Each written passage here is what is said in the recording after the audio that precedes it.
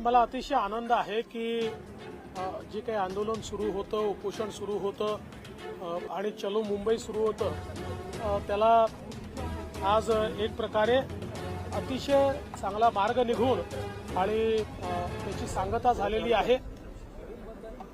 आमचे सन्माननीय मुख्यमंत्री श्री एकनाथ शिंदेजी यांच्या नेतृत्वात आमच्या सरकारने या संदर्भात एक अतिशय सकारात्मकता दाखवली होती आणि आज मला आनंद आहे की मुख्यमंत्र्यांच्या नेतृत्वात आज हा प्रश्न या ठिकाणी सुटलेला आहे।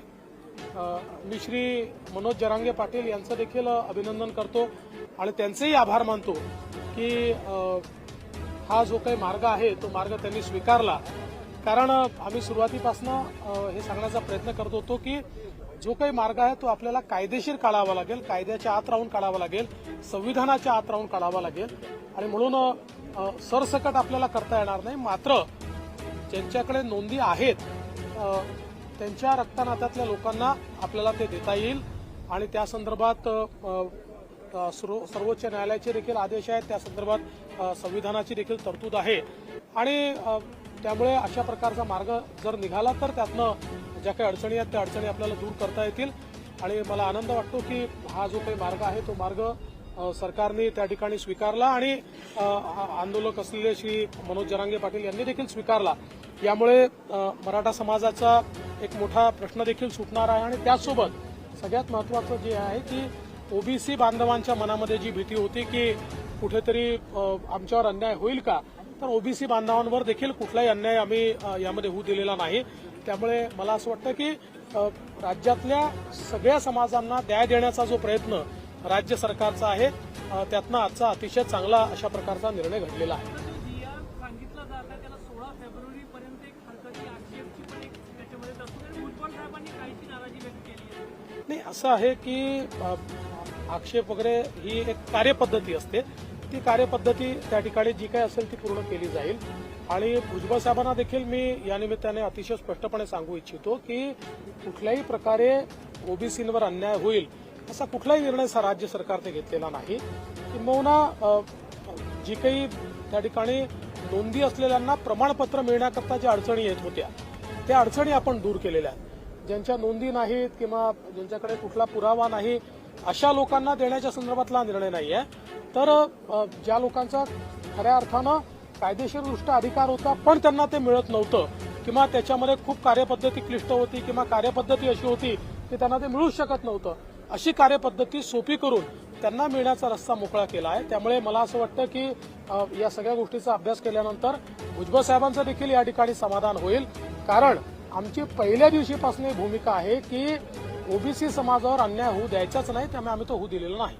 देवेंद्र जी, हिंदी में बताया कि मराठों का जो आरक्षण की बात चल रही थी, मार्च किया जा रहा था, कहीं न कहीं लग रहा है कम किया और किस तरीके का आश्वस्त किया अध्यादेश निकाला है आप लोगों ने? देखिए, मुझे इस बात की बहुत खुशी है कि ये जो मराठा समाज का एक प्रश्न और जिसके ऊपर आंदोलन चल रहा था, मार्च चल रहा था, उस पर हम लोगों ने एक सोल्यूशन निकाला है। हमारे मुख्यमंत्री जी ने एक बहुत अच्छा निर्णय लिया है जिसके कारण जो आंदोलन करता थे श्री मनोज जरांगे पाटिल, इन्होंने भी उसको मान्यता दी है और विशेष रूप से मराठा समाज में जिनके पास कुटुंबी इस प्रकार की जिनकी कहीं ना कहीं एक प्रकार से एंट्री आई हुई है, ऐसे लोगों को सर्टिफिकेट मिलना ये कानूनन भी सही है, लेकिन वो मिल नहीं पा रहा था। अब ये जो निर्णय हमने लिया है इसके कारण आसानी से उनको मिल पाएगा और ये सारा निर्णय लेते समय हम लोगों ने ये भी प्रयास किया है कि किसी भी प्रकार से ओबीसी के ऊपर कोई अन्याय न हो, तो उस प्रकार से इस निर्णय को लिया गया है।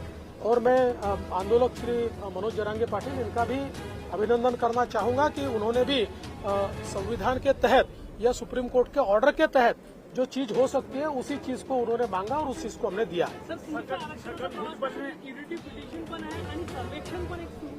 नाही, या दोन्ही गोष्टी सुरूच असतील, कारण शेवटी ज्या लोकांकडे कुठल्याच नोंदी नाहीत, रक्तनात्यातही नोंदी नाहीत, त्यांचाही प्रश्न आपल्याला सोडवावा लागेल। त्याच्यामुळे हा एक मोठा समाज आहे, तर त्याकरता या सगळ्या जे काही सर्वेक्षण आहे ते सर्वेक्षण चाललेलं आहे आणि दरम्यानच्या काळात क्युरेटिव्ह पिटिशन देखील लागली आहे। क्युरेटिव्ह पिटिशन सक्सीड व्हावी असा आमचा प्रयत्न आहे, पण काही कारणाने त्याच्यामध्ये आवश्यक किंवा अपेक्षित रिलीफ मिळाला नाही, तरी देखील आपण जे काही सर्वेक्षण करतोय ते सर्वेक्षणच जो काही सुप्रीम कोर्टाने आदेश दिला होता, ज्या आदेशामध्ये त्यांनी ज्या डेफिशियन्सीज पॉइंट आउट केल्या होत्या त्या डेफिशियन्सीज पूर्ण करण्याकरता हा सर्व्हे चाललेला आहे. त्याच्यामुळे हा फॉलबॅक ऑप्शन आपण त्या ठिकाणी ऑलरेडी घेतलेला आहे. सर, छगन भुजबल जी ने कहा कि जो आंदोलन के दौरान पुलिस कर्मियों पे जो हमला हुआ, जहां आगजनी हुई, उन लोगों पे जो मुकदमे वापस लेने की बातचीत की जा रही है वो न्याय संगत नहीं है. देखिए, आंदोलकों के ऊपर के मुकदमे हम वापस ले रहे हैं. पुलिस को सीधे जिन्होंने मारा है, जिन्होंने किसी का घर जलाया है, ऐसे लोगों के ऊपर के जो मतलब केसेस है, न उसकी किसी ने मांग की है न उसके ऊपर कोई निर्णय हुआ है. सर, कुछ समय पहले बिहार के प्रभारी नीतीश कुमार जी का जिस तरीके से एनडीए की तरफ आना, क्या लग रहा है कि इंडिया गठबंधन कहीं न कहीं टूट गया है? कि इंडिया गठबंधन वैसे तो पहले दिन से चरमरा रहा है. बाकी मैं तो महाराष्ट्र का नेता हूँ, महाराष्ट्र की राजनीति देख रहा हूँ, इसलिए इसके ऊपर मैं आज कोई कमेंट नहीं करूंगा. लेकिन मुझे खुशी है इस बात की कि सभी लोग मोदी जी के नेतृत्व पर विश्वास रखते हैं. बिहारचा इम्पॅक्ट महाराष्ट्रावर पण होईल.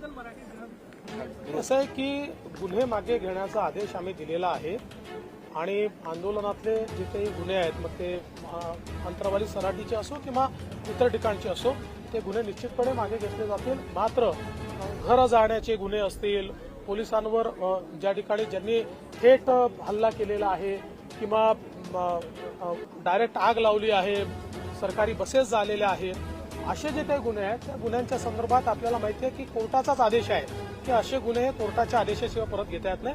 बाकी सगळे जे गुन्हे आहेत आंदोलनातले ते सगळे आम्ही परत घेतो. देवेंद्र, काल पुण्यामध्ये आंदोलन कव्हर करताना काही पत्रकारांना मारहाण झालेली आहे, पोलिसांकडूनही मारहाण झाली आहे, त्याच्यावर कारवाईची मागणी. हे निश्चित मी त्याची माहिती घेईल आणि कुठेही पोलिसांनी जर अतिरेक केला असेल तर त्याच्यावर कारवाई केली जाईल. शेवटी पत्रकार आपलं काम करत असतात, त्याच्यामुळे निश्चितपणे कुठल्याही परिस्थितीमध्ये पत्रकारांना अशा कुठल्या गोष्टीला सामोरं जावं लागू नये याची काळजी घेतली जाईल.